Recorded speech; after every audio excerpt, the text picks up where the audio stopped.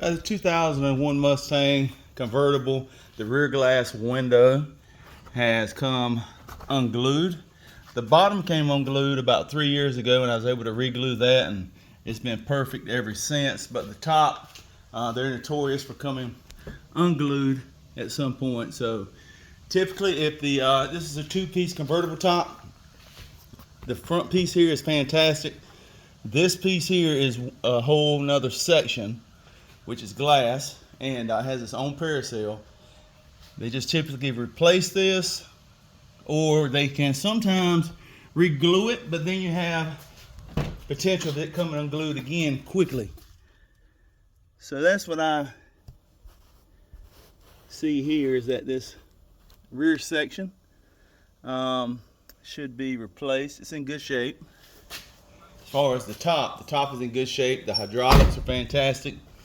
It's just this rear glass parasail material should be replaced or re-glued.